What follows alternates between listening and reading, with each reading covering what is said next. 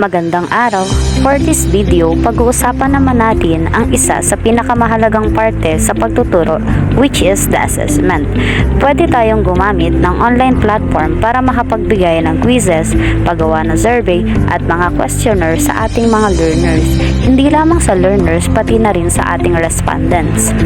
Godly, may tinatawag tayong Google Form. Ang Google Form ay isa sa mga online platform na pwede natin gamitin sa pagbibigay ng assessment. Pero bago ang lahat, paano nga ba makakatulong si Google Form sa assessment or quizzes na ating ibibigay? Una, maaari nitong mapabilis o ma-access kung sino ang iyong mga naging respondents. Pangalawa, mabilis lang nitong marirecord ang score ng ating respondents. Mabilis lang din natin malalagyan ng feedback yung answer na ibinigay natin sa ating respondents. Pwede rin natin siyang gamitin ng iba't ibang klase or type ng test. Pwedeng identification, multiple choice, essay at marami pang iba. Dito, mami-minimize din natin yung cheating ng student when it comes to assessment. Ngayon, pag-uusapan natin kung paano tayo magsisimula sa pag-create ng quiz using Google Form. Una, i-search lamang natin ang docs.google.com/form. Pangalawa, pindutin lamang natin si Google Form Sign In. Kailangan nyo ilagay ang inyong password at email para ma-open ang Google Form.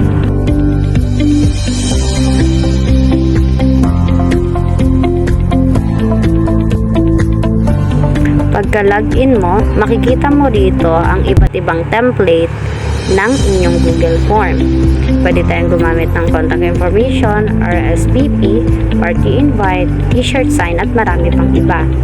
Diyan, makikita mo rin ang mga ginawa mong Google Form noon pa man. Next, kung gusto mo gumawa ng sarili mong Google Form, pindutin mo lamang itong blank na may plus sign.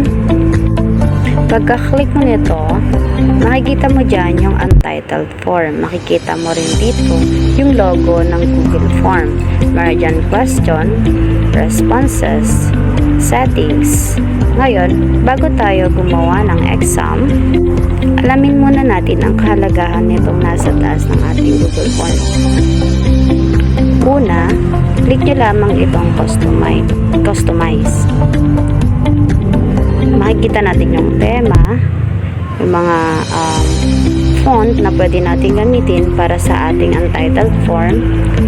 Marami yan. Halimbawa, pwede tayong gumamit ng isa dyan. Per display, pwede rin nating palakihin o palitin ang mga titik na ating gagawing header. Ganoon din sa question, may size. Ganoon din sa text. Ngayon, lalagyan natin ng header or picture yung ating Google Form para mas mapaganda. Click lamang natin ang image, pumunta tayo sa may upload, hanapin natin kung anong picture ang pwede natin gamitin para sa header. Ayan, kumuha lamang ako ng picture ng aming estudyante para silang maging header ng aking ginawang Google Form.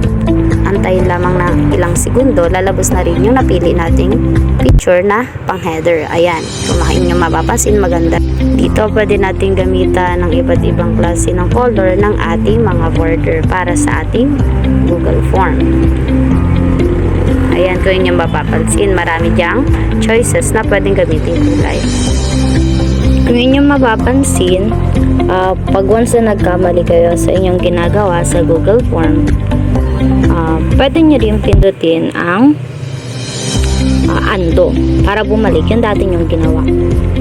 Once na natapos na kayo sa inyong ginagawang Google Form, pwede nyong i-click si Get Copy Link para ma-forward ninyo itong link sa inyong correspondence or respondents. Next is, kailangan naka-everyone, lahat mabu-view ng inyong viewers ng link.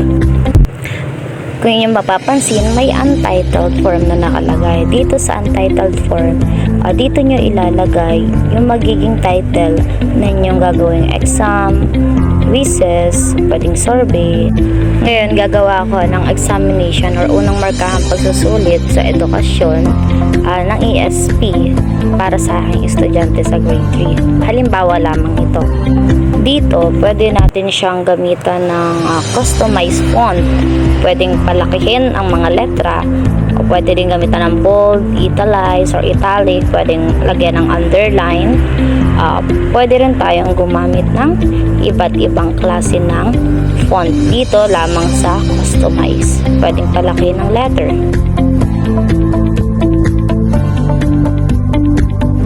Kung inyong mapapansin, meron ditong form description. Pwede nyo ritong ilagay yung mga direction or yung mga panuto, yung mga link na kung saan kayo kumuha ng mga resources para hindi maging plagiarize or plagiarism. Kumbaga, parang credits to the owner. Ayun, dito may nagawa na akong exam. Ikakopy ko na lang siya para ma-insert ko siya as question for assessment of Google. Dito sa paggawa ng untitled question, pwede kang gumamit dito ng short answer, paragraph, pwedeng multiple choice, pwedeng checkbox, or pwede ring drop down. Dito may mga halimbawa na ako ng exam na ginawa. Ngayon, ikakopy ko na lang para mas mabilis kong may input yung question dito sa Google Form. Yan, copy paste.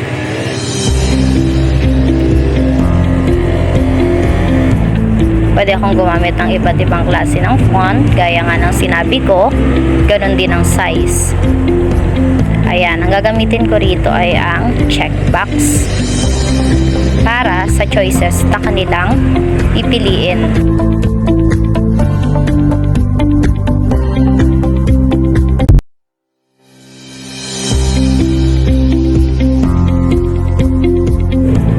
Dito naman tayo sa panibagong question.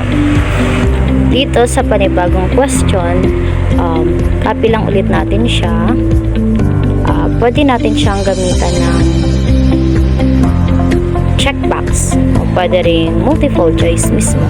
Since nagamit na natin ng checkbox, gamitan naman natin siya ng multiple choice. Yan, lalagyan ko ng letter.